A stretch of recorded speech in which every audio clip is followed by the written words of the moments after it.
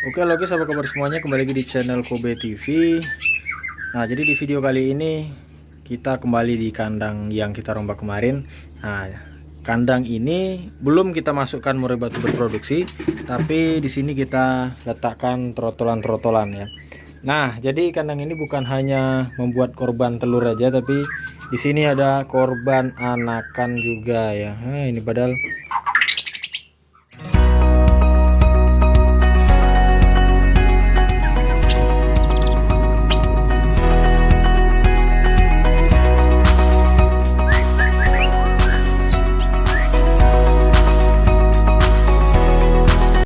calon indukan kita. Ini ringnya udah kita buka tadi.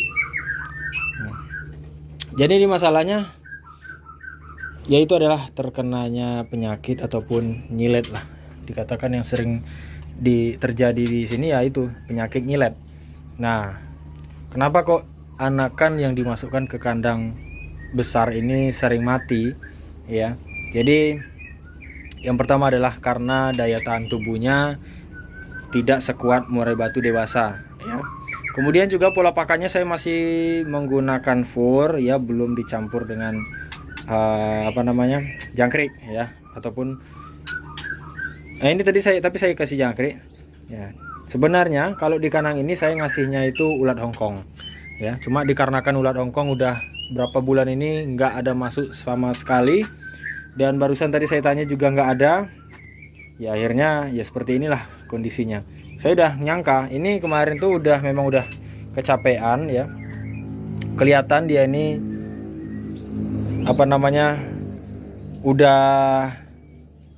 udah butuh sangat dibutuhkan rawatan ya. Tapi hanya saja kemarin ini saya sibuk sekali, bahkan saya ke rumah ini hanya singgah-singgah aja, nggak ngontrol murai batu ya. Itulah kesalahannya kemarin. Dan kebetulan juga di rumah juga orang tua saya pergi, di rumah hanya adik saya, kebetulan lagi adik saya sakit ya. Jadi kewalahan, saya cuma ngasih yang tua-tua, dan sebenarnya ini mau saya pisah tapi rencananya hari ini ya.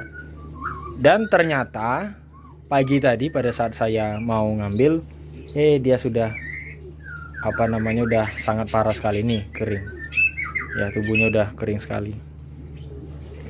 Nah, jadi inilah minusnya murai batu kecil ditaruh di kandang ini ya.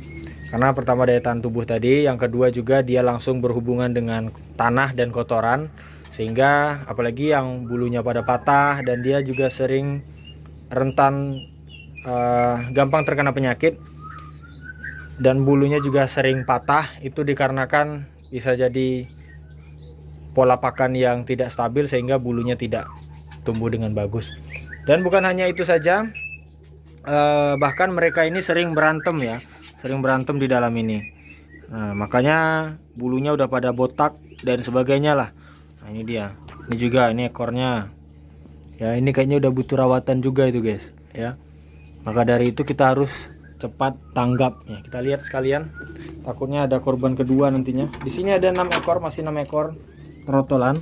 Sebenarnya saya nggak setuju naruh trotolan di sini, tapi dikarenakan di kandang kecil itu sering tak terpantau ya, sehingga ini sehat kayaknya guys.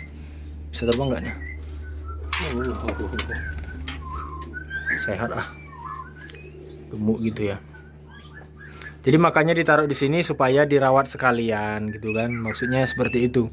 Tapi nasib berkata lain, malahan sebaliknya ya. Di sini dia malah lebih gampang terkena penyakitnya. Nah, tuh ada sebagian nyumput di sana. Ya macam-macam. Nah, rencananya ini mau saya cabut lagi ya, karena nggak beres kayaknya di dalam kandang ini. Lebih baik kita fungsikan untuk kandang tangkaran ya. Nah, jadi mungkin teman-teman bertanya, Mas, di sini aja trotolan mati, apakah indukan nanti juga bakal mati? Ya, kalau pola rawatnya seperti ini, bisa saja dia mati juga ya. Dikarenakan pertama asupan makanannya mungkin tidak baik ya, hanya fur dan dibantu sekali-sekali jangkrik ya. Seperti ini kan saya baru sekali ini bantu ngasih jangkrik. Jadi selebihnya itu nggak pakai jangkrik-jangkrikan gitu ya. Jadi ditambah lagi ya. Kalau dia makan fur itu kita bisa lihat nih kotorannya seperti ini nih. Nah, kotorannya itu numpuk seperti ini ya. Tapi kalau dia tidak makan fur, nah ini padahal sudah saya kasih air menggunakan vitamin Vitacik. Ya, namanya belum rezeki ya sama aja gitu ya.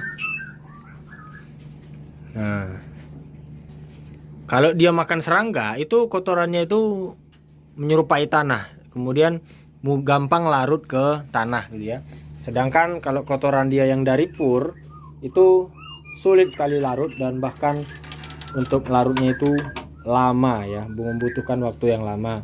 Nah, maka dari itu kadang anakan ke bawah ngejar-ngejar jangkrik makanan lainnya, keinjaklah kotorannya tadi, yang mana kotoran tadi karena sedikit lembab ya, kemudian banyak bibit penyakit, barulah dia terkena penyakit tadi ya.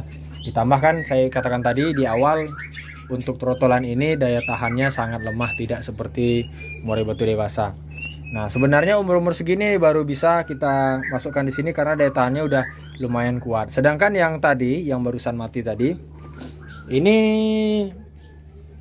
masih kecil ya, masih dibilang muda ya muda semua sih ya, masih kecil lah gitu. Belum saatnya sebenarnya ya untuk diberi tempat yang ekstrim ya.